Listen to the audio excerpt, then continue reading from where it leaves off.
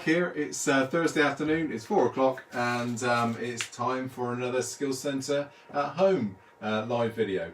Today is going to be all about, again, something from the kitchen, so something for your kitchen. If you remember, on Tuesday we were doing jar lids, and what else were we doing? Jar lids and egg cups. That's it. Thank you, Charlie. Of course, Charlie's behind the camera again. He's been here helping me ever since this started, along with his brother Finn, and nowhere else to go, so he's going to be here next week as well. So we're going to do a pestle and mortar today. So I'm using some of the timber that I've just got from Axminster Tools. So we've just brought in a range of native hardwoods. So I'm going to make our pestle and mortar out of a piece of elm. We've got elm for the actual handle. I don't know which is which, the mortar or the pestle, so I'm sure someone's going to tell us in a moment.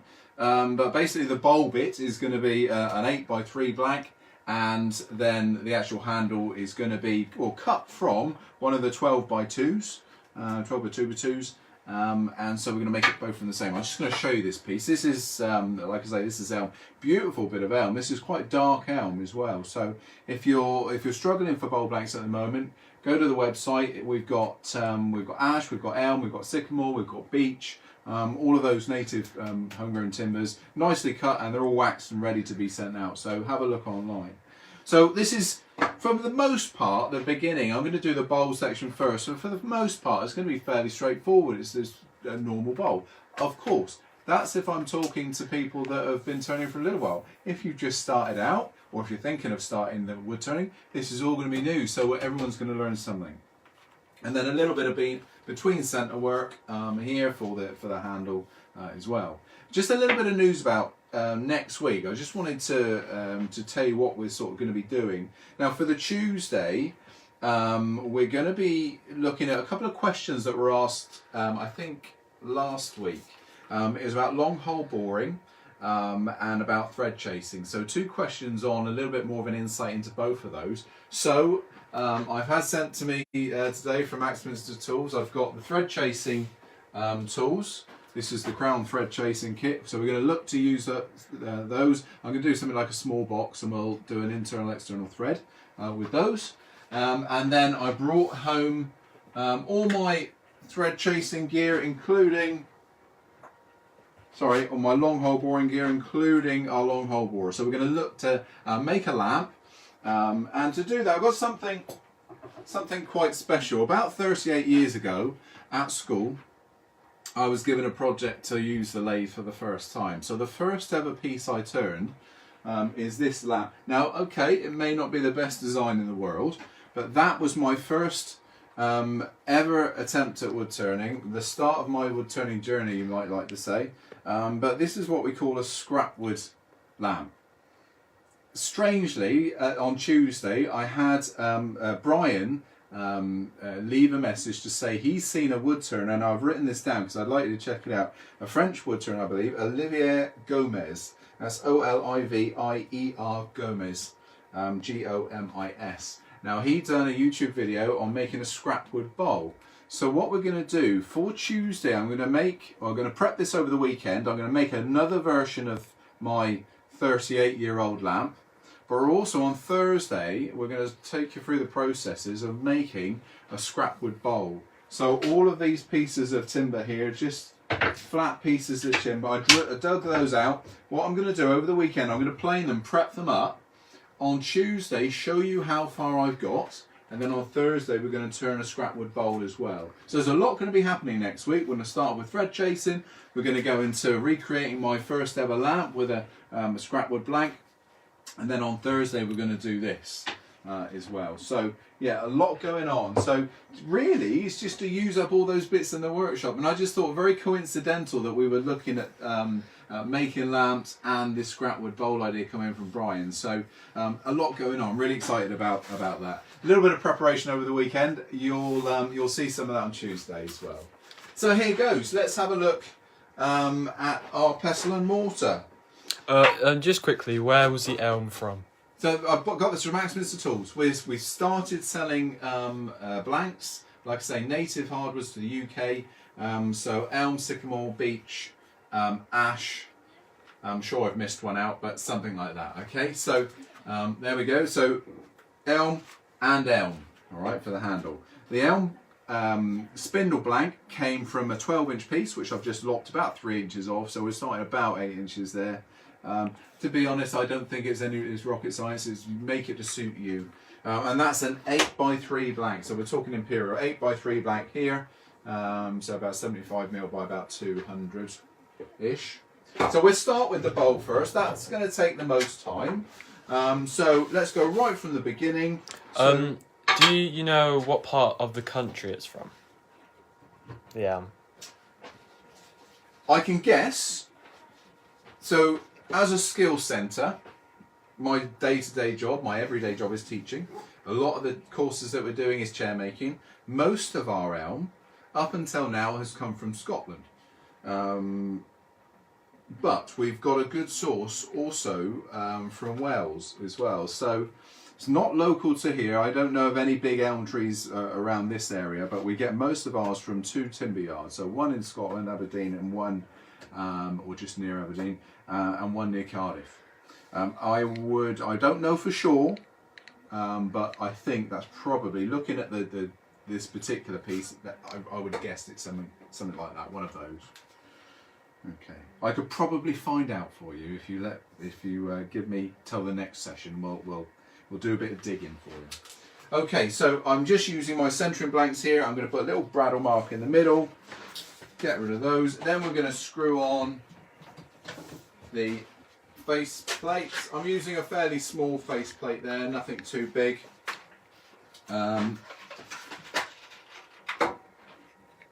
Give myself plenty of room.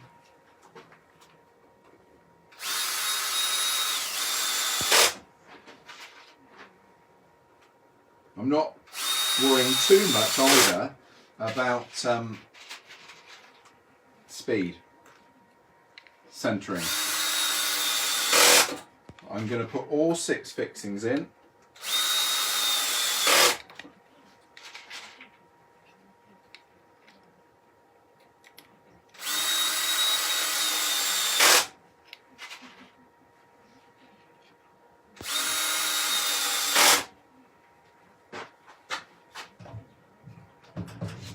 There we go. Now we're going to think about or look at the finishing of this one as well, because this is going to come up into contact directly with your food. So we're definitely going to be using a food safe product, and I'm going to show you what that one is in a minute. Lane speed down to 0 just to start off with, and then we can mount the chuck. And I think at this point, Charlie, if you bring that camera in nice and close, we're going to get some light on the subject. There we go. This is entirely up to you where you start. But I like to start off on the side of the bowl. And I'm just going to skim that nice and clean first. So I'm going to put my visor on, full face visor in this case.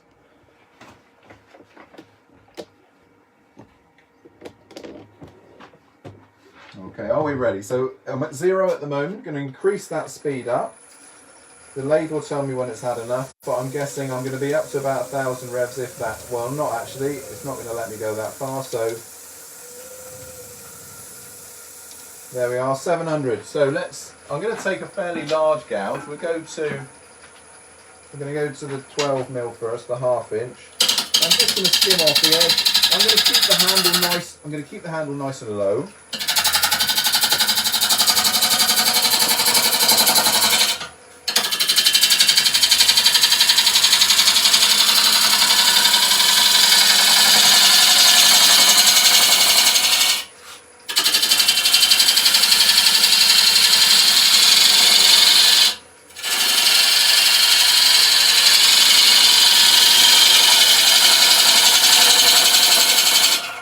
There we are. So I'm not overly fussy. If we look at that a minute, I'm not overly fussy actually making that dead square. If it's not, and I'm also not fussy about the finish. This isn't the finished surface. We're going to tidy this up in a moment. Got to reshape it and everything.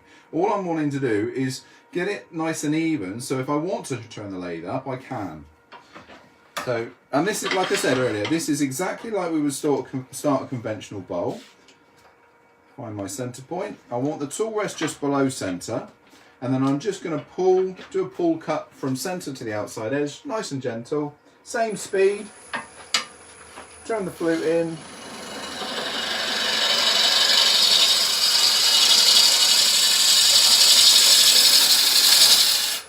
There we are.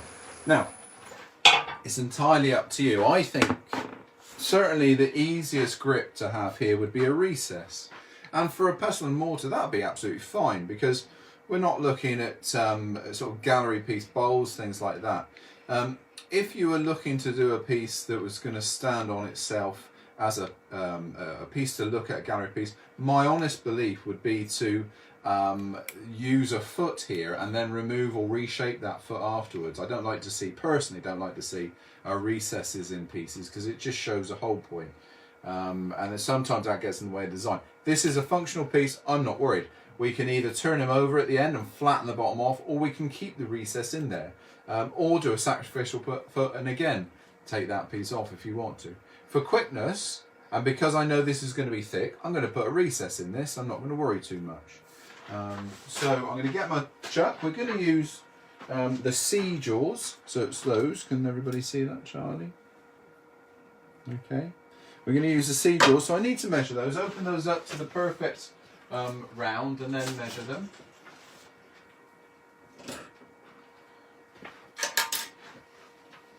Obviously it depends on the chuck and the jaws that you're wanting to use. So there's my correct diameter. That's 70 millimeters, so 35 mil on my dividers.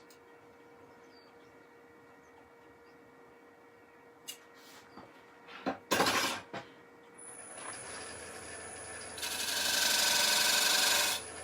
our 70. Just move the chuck out of the way just for the moment.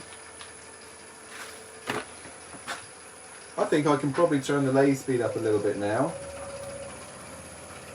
There we are. We'll remove some of the bulk. Now, you know a pestle and mortar shape.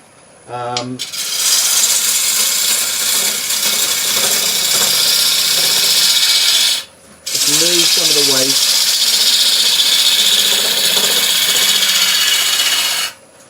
I want a nice sturdy bottom. Right here, nice and flat, so when it's lies or sits on the table or on the work surface, it's not going to rock around as you're grinding those peppercorns, spices, all those sorts of things. So I think, to be honest, I think that's probably about as wide as or as narrow as I want to go. So we'll do the recess. So if I go for a little parting tool now, we'll go fairly deep, about 4 mil, I think. So that was straight parting tool, just a normal 3 mil in diameter parting tool. Go to a slightly smaller gouge. Let's go 3/8.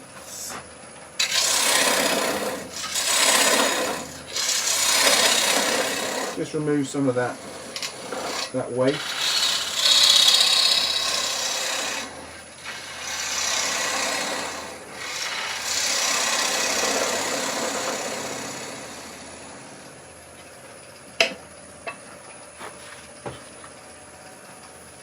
We'll just now create the dovetail. So I'm going to use a skewer. It's perfect shape to create my dovetail.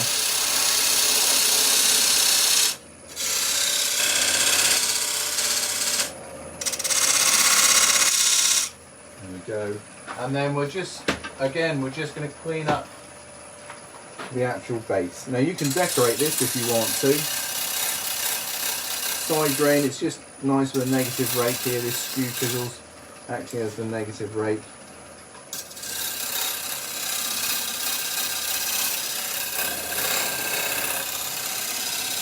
And I don't want it to rock around, so above all I want the outside edge. So the outside, so this one here touching. Okay, you don't want that prouder or even that touching, otherwise it'll rock around. Let's just take a look and see where we are at the moment. So really nice grain. You get this lovely fleck in this timber now. I think that's okay. So let's work on the outside form. A very, very basic. I'm going to make this just a nice basic curve.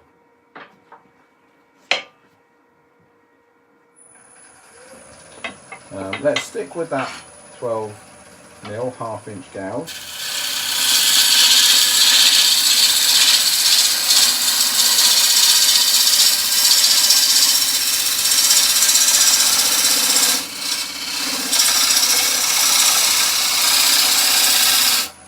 A little bit careful when you get to the top edge. Don't just keep going and come off the edge, otherwise you'll get an awful lot of breakout. So I'm just going to drop my hand in and just cut back. Right, we're looking at, I would say, I'm going to go a little bit smaller in diameter.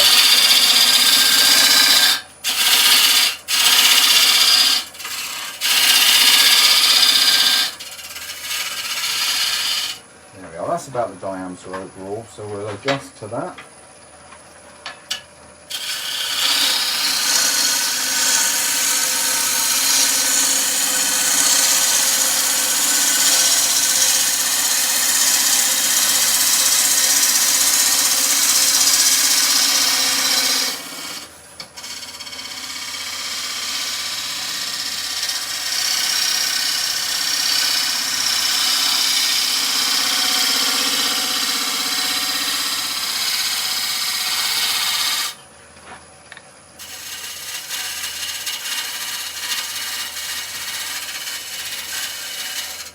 There we are, just a very, very simple basic shape. And I'll be honest, I think we're ready to start sanding. Let's just put a little, I'll do some coarse sanding and then we'll put a couple of little marks in here just to give a little bit of something to make it pop. Okay, Charlie, actually let's just talk about this sanding. So I'm going to use a mixture now of sanding techniques. We're going to use the rotary sander, but we're also going to use our regular hand sanding. Of course, if you want to, why not use power sanding? So in a drill, use the works if you want to. But we're going to start off with 100 grit on hand sanding. Then I'm going to go to a 150. Then I'm going to go to a 180 on the rotary. Then 240 on both. And then 400, 400, and then we might even go to a 600. Let's sand in the oil. We get a much better finish sanding the oil in. So here we go. So lay extractor on, please, Charlie. Just bring it this way a little bit, just so it's here. That's it, lovely, lovely. Okay, I'm going to be fairly aggressive and quick here.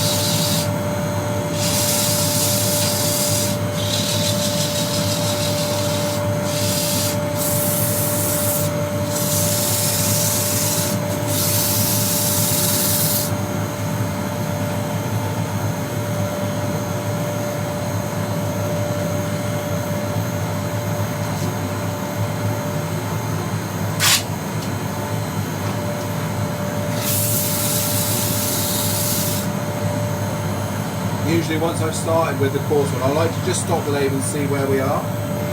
So at the moment we've got some tears here that need to go, and I'm guessing, yeah, they come right the way around. So we're going to go back to coarse. Do you always use the long tail rest, or does it depend on what size blank you're using? I do use the short saw rest every now and again. It comes out probably about 20% of the time, but mainly I stick with the long one. It's been 20 minutes. 20 minutes, thanks.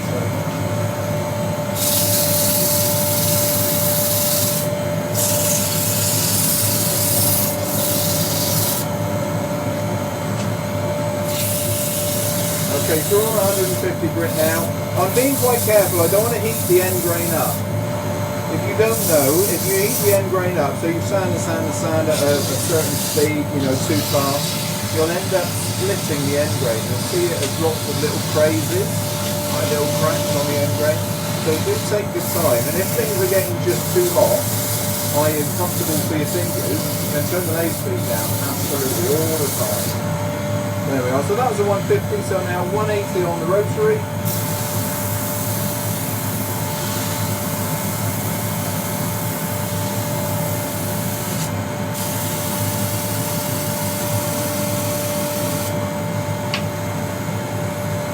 The idea of going to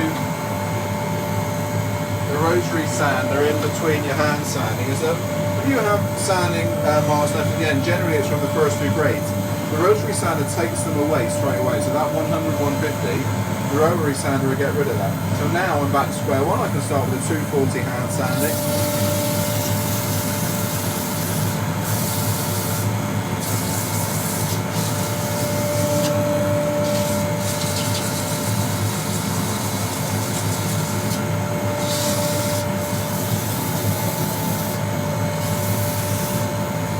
Then we can go 240 on the rotary.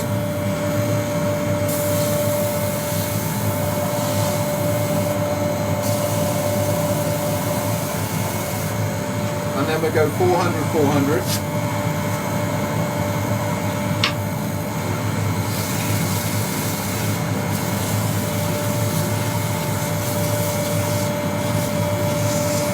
Just before I finish, I said about putting a little bit of decoration in, so let's do that now. I haven't finished yet with the abrasive, I just want to put a little bit of decoration. We'll go with my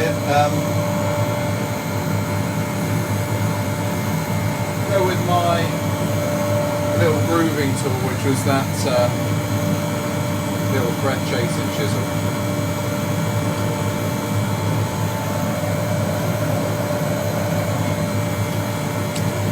How long do the rotary disc pads last?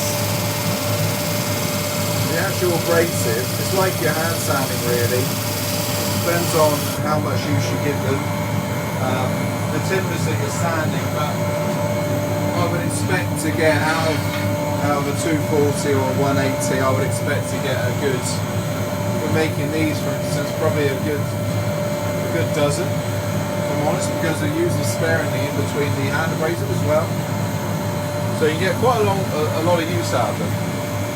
Abrasive will disintegrate quickly if it's not used correctly, and when I say used correctly, if you're continually folding the paper over, pressing really hard, folding it around, it's going to disintegrate fairly quickly.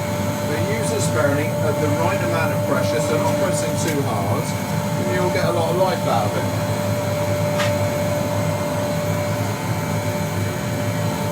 So a little bit of 400 on the rotary. There we go.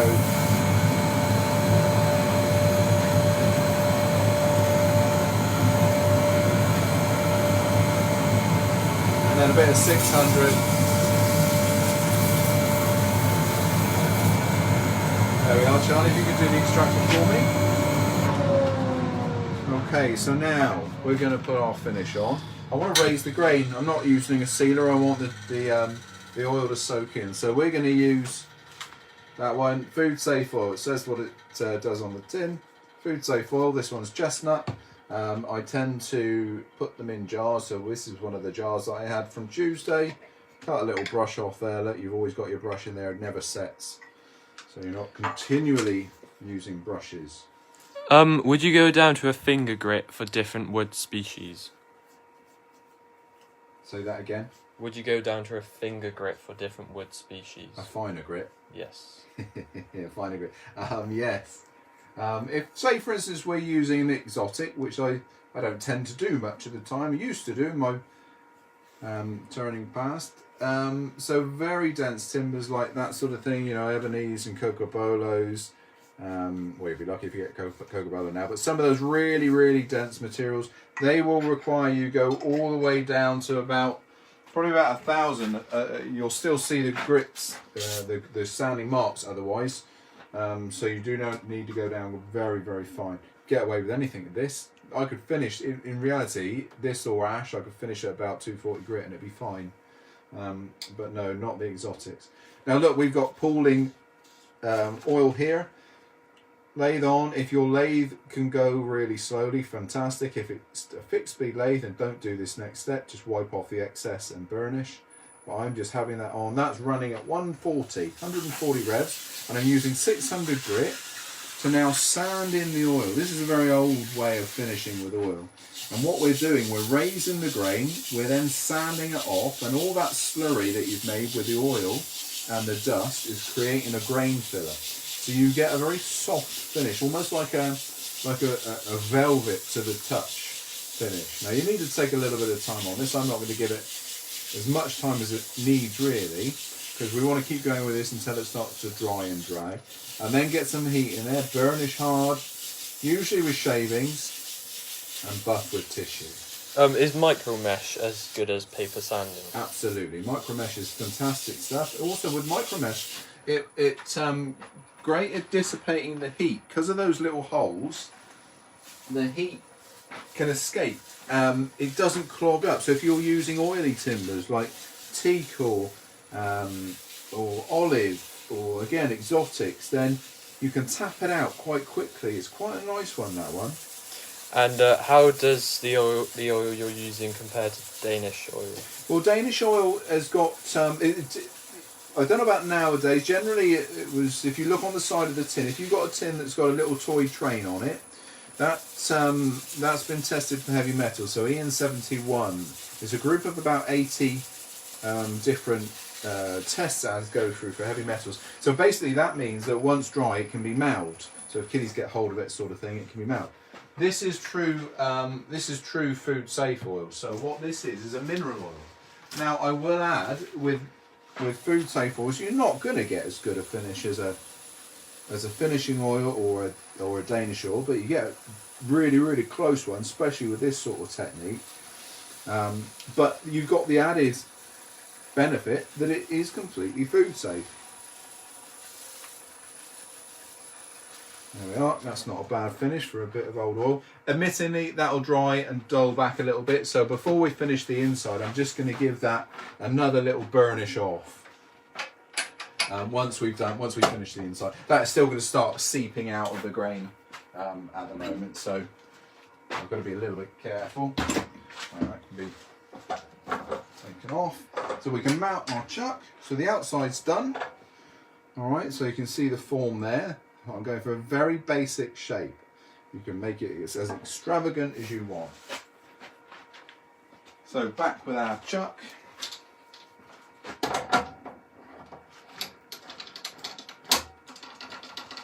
There we go.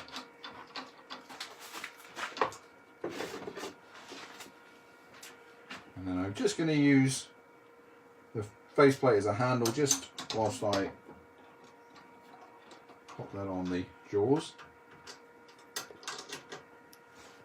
It's been half an hour. Thank you, Charlie. Right, we can get rid of the faceplate.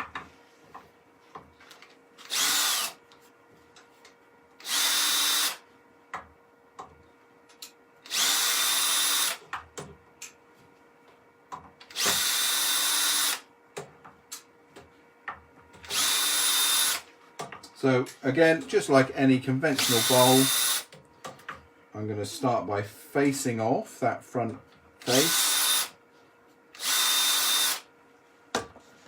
and then we can start taking our depth away. I don't need to go very deep. I want to create a nice curve on the inside. Doesn't have to be very wide either. This is, remember what its job is to do. That they will. Yeah, I mean, you can turn these away, but I found that they can clog up the chisel tip at times, so just get some of that out of the way. There we are. Now, just be a little bit careful. When you first turn on the lathe, once you've done this, you might get a shower of oil. So, lathe speed to 0 again. Don't get any surprises. Still doesn't like too much speed, this piece. But there we are. That's where we're going to start. So, I'm going to just warn Charlie, we're going to position the camera, Charlie, and then I need you to stand back, because otherwise you're going to get showered with shavings.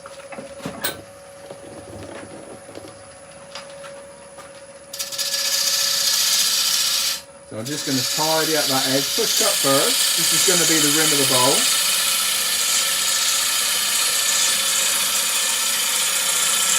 And I think I'm going to do a very slight radius. I'm going to use the skew again in a minute, just to soften that edge.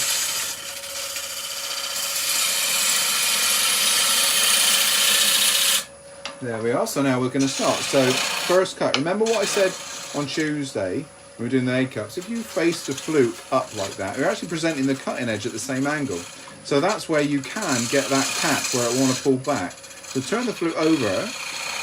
Start the cut, that creates a shoulder, then you can pull the flute back again before you make the push, and that'll really help you stop getting those grabs at that last moment. You know what it's like.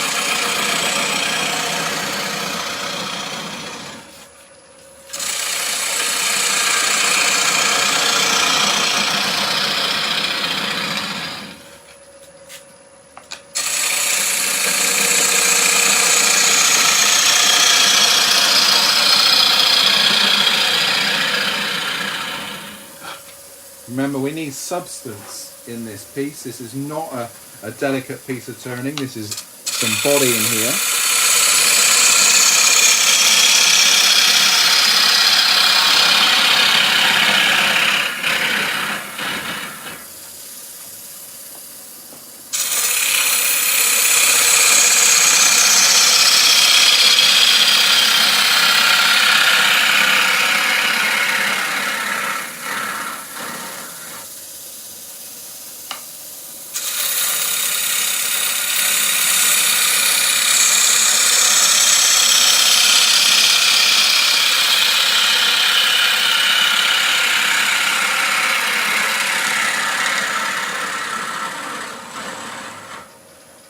Go. So now what you don't want with one of these, you don't want a flat bottom. If you have a flat bottom, you'd be chasing the spices all around the bottom of the bowl. So you want nicely curved, so all of those things you're chasing all end up at the same place down the bottom.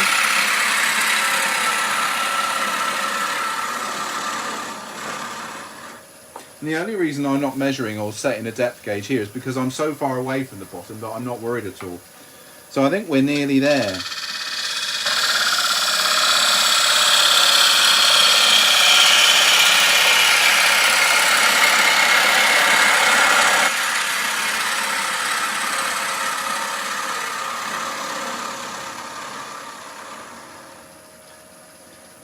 Well, let's just have a look. If there's no problems in there, I think we're sound. Yeah, I'm happy with that. A little bit of scraping to the outside edge. Don't have to go straight on and sand it. You might not need to scrape. Just to put a radius.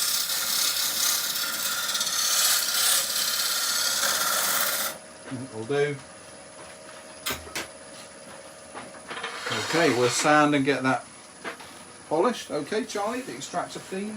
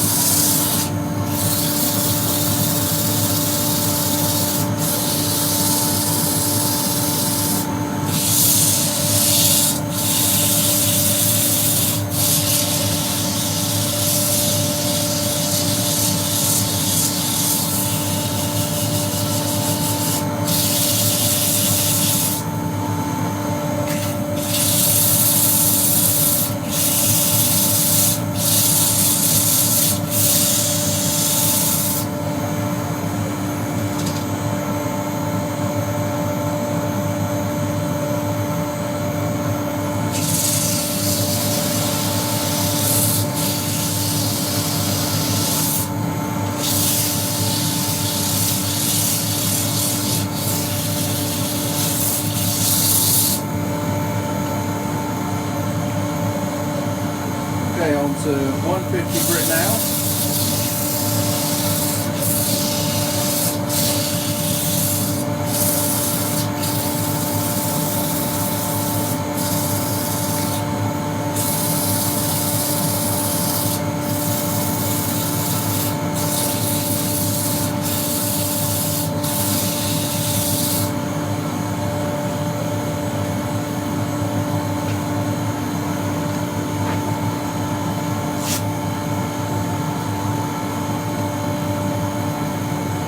Back to 180 on the rotary sanders.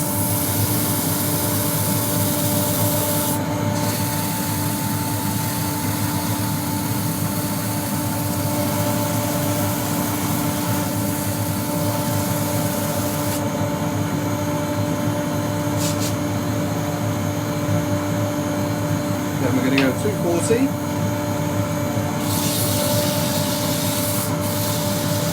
Is there any wood you wouldn't use for a bowl? For a bowl? Or the bowl? Oh, what for this one? I think so, yeah. Okay, for pestle and mortar, so it has to be hard at the end of the day. If you're using soft materials, I had ash in the workshop, but I just felt that ash was a little bit too soft for this one. That's why I got Axminster to send over some elm. I would say elm, maple, beech would have been my first choice if I'm honest. Those sorts of things. Maybe oak. The only reason I'm not overly keen on oak for this sort of thing is the amount of tannic acid in oak does react to acidic foods, so you might have a problem there. And also it's quite a big grain structure in oak as well, so that's why I'm sort of steering off away from that. 400 grit. And do you have a preference for respirator face shield? Yes, I do. Currently I'm using, pass that over Charlie. Okay, so currently I'm using this one. Okay, so the APF 10. That's the Axminster Evolution one. I'm going up to a slightly more powerful version from the same manufacturer. I'll get you the details of that one for next session. But that one for me, always a power respirator for me. I find the paper ones just don't do the job because they're replaceable. You have to, it's a one-time warm. And I'm in the workshop every day, most of the week, 7 days a week, and several times. A lot of hours in the day, so disposable respirators for me just don't do the job. They're not. I'd be spending a fortune on them, so I have to have a power respirator. And is Iroko good for turning? Iroko's okay for turning. It's quite abrasive timber. A lot of people have allergies to it.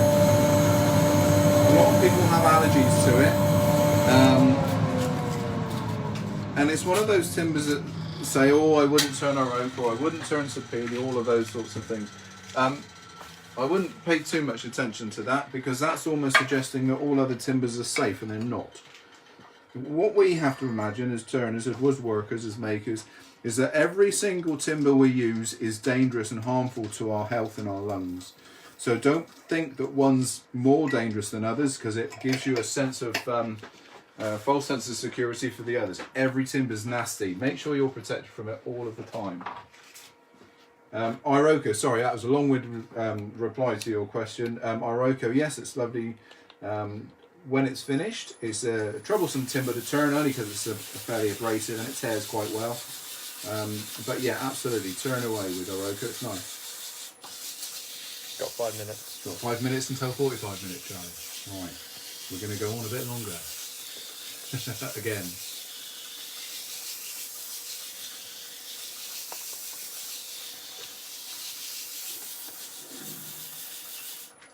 We had a question on Tuesday, or someone just put on the live video, are we ever going to get to see Charlie?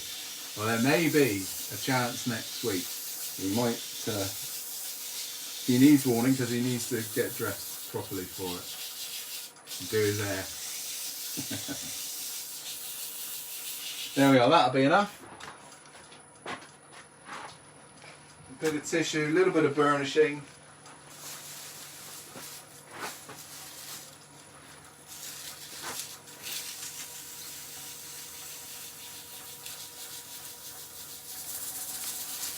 And don't forget, we're going to burnish the outside of the bowl as well.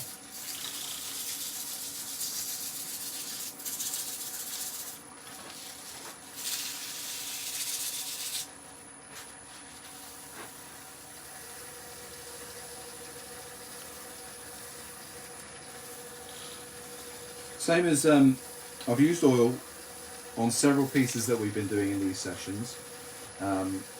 Both finishing oil and food safe oil, and it's the same thing really. If you can give it 24 hours, let it set properly, and give it another coat, it really does appreciate it. The finish that you get is so much better. There we are. Charlie, can you bring the camera back a little bit just to have a look at that one at the moment? It's a nice sort of shape in the middle. What I don't want to do, like I said, we don't want a flat bottom, otherwise you'll be chasing things around the bottom of the bowl. You want everything to settle down in the centre point so you can properly grind the spices up.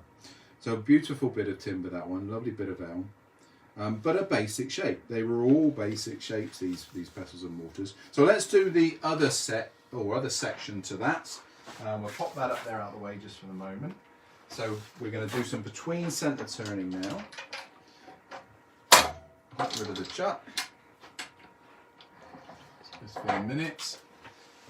Yeah, so we're going to have a piece between the two centres, Charlie, so sort of a little bit squarer.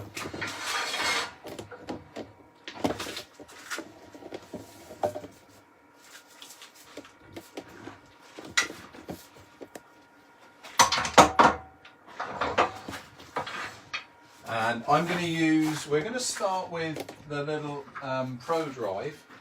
You've heard me talk about Pro Drives before. It's a sprung centre point with these teeth on the outside. So it just means that I don't have to start knocking in centres. It centres up nicely for me. All I'm going to do is take the blank. Remember, it's another piece of elm, and all we've done is just taken it from the 12-inch section. So we can add something else with that piece. And then that we're just going to centre up. I'm going to keep most of that size there as well.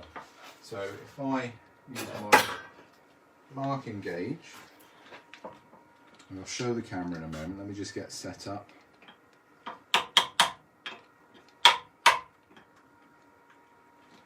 Okay, so am I in shot there, Charlie? Up a little bit. Well, I'm going to do this on the wax then because you can see better. If you're using a marking gauge or even a centre finder, don't rely on this timber being square. So we're going to go around every corner, or every face rather. Even a centre finder works on a 90-degree angle, so you'll scribe across there, but you're relying on that to be a true 90. So if it's not, and the centre finder moves around, then go around every corner and do 4 marks instead of just the 2. So that's that one. We'll do this one. This is a quick piece of turning. Again, we'll leave the camera where it is, and I'll get Charlie just to stand back while I make the shavings here. Charlie is wearing safety glasses, everybody, by the way. He's not being put in any danger.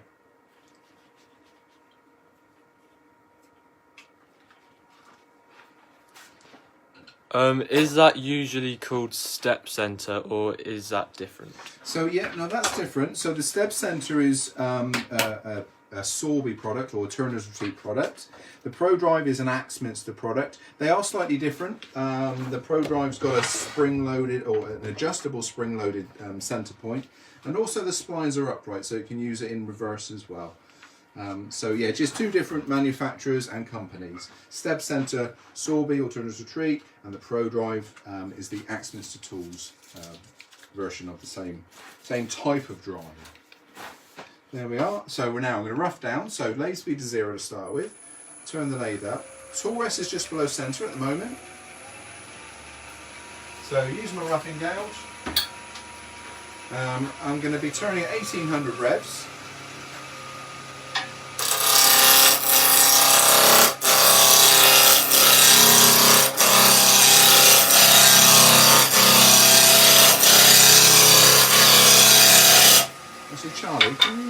that camera up as high as it'll go. It's been 45 minutes. Okay, yeah, lift him up as high as it'll go. I just want to get everybody over the top of what we're doing here.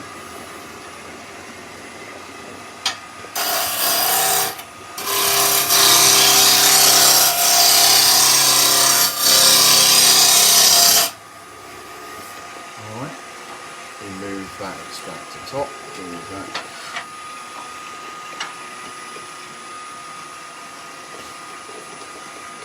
Alright.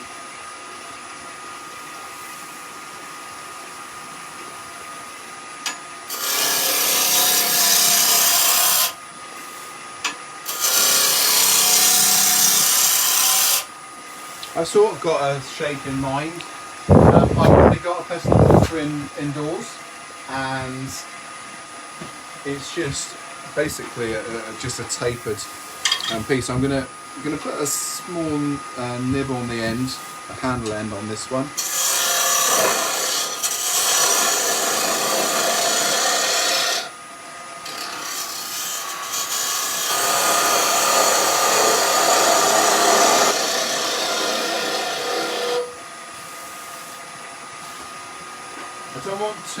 I want a fairly shallow curve on the business end as well. Right, stand back a bit, Charlie.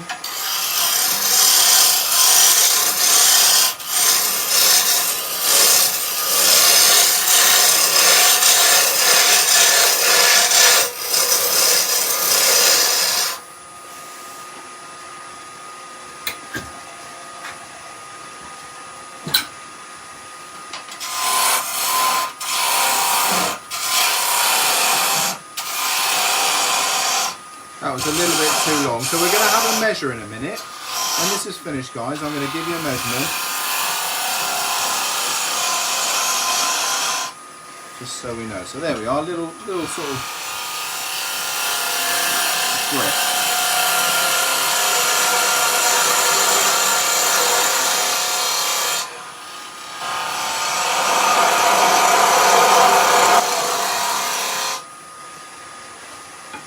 You can't do a project without getting the skew out, so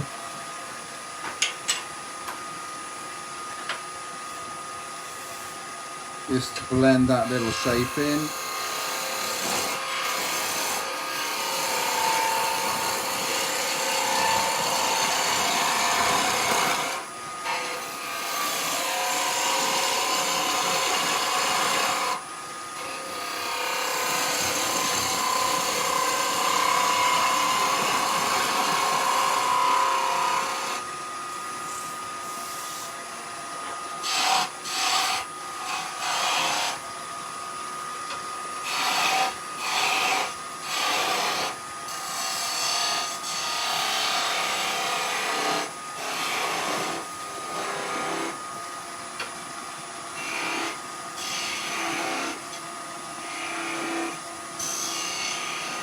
Don't forget, guys, keep sending in your pictures of your work. Use the hashtag #SkillCentre@home, and we'll get them displayed up for everybody to see.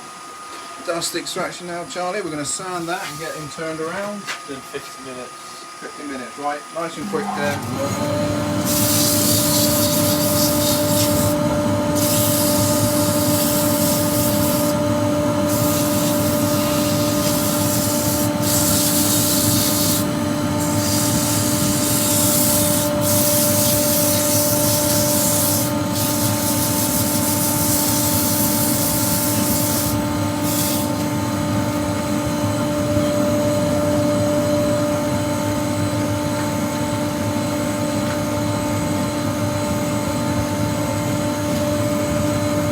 Do you know how to use the Evolution Hollow Live Centre with chip ejection? Yeah, we're going to use it next week. I'm going to do some long hole boring, so we're going to use it. Okay, that's that one there, I believe. That's the right one that you're talking about. So we're going to use that next week. I'm going to use that on Tuesday. So if you tune in on Tuesday, we'll have a good overview of that one.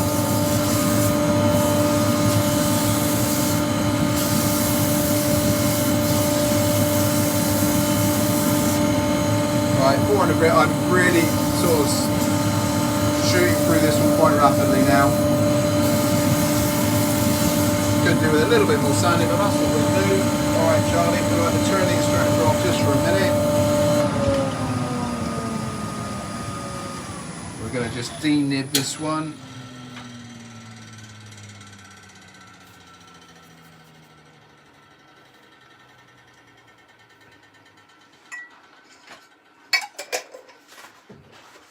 We won't bother sanding that in, we'll just wipe off the excess.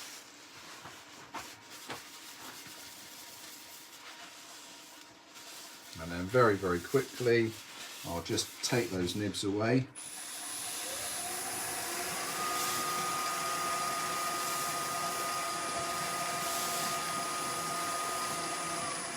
Right, just a quick cut on that.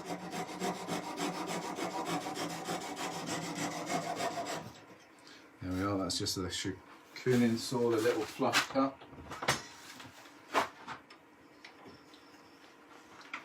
Unwind that one. Just going to have a little change of gear on here. So we'll pop a chuck on and I'll put my little sanding pad on.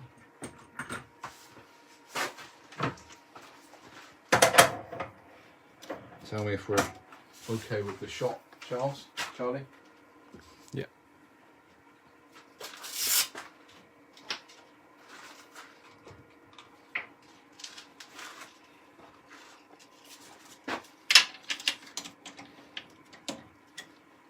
Extraction, please.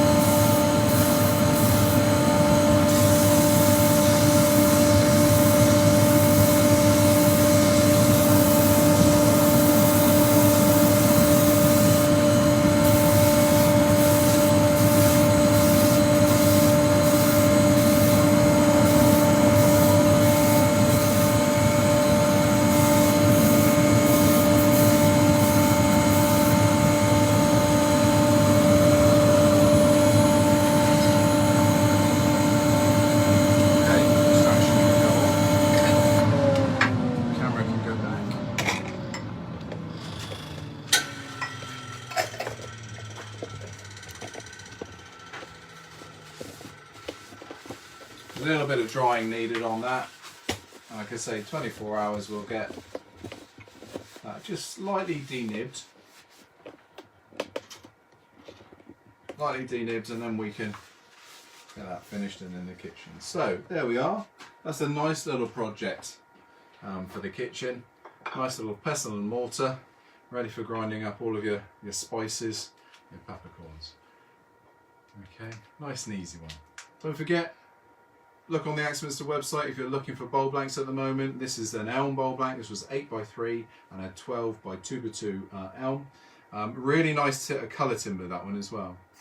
So like I said, next week's quite a busy week. We've got quite a lot going on, some really exciting projects using our scrap wood, looking at maybe doing a lamp. So we're going to be long hole boring using that chip ejector life centre, and we're going to do some thread chasing as well. And then on Thursday we're going to do our scrap wood bowl.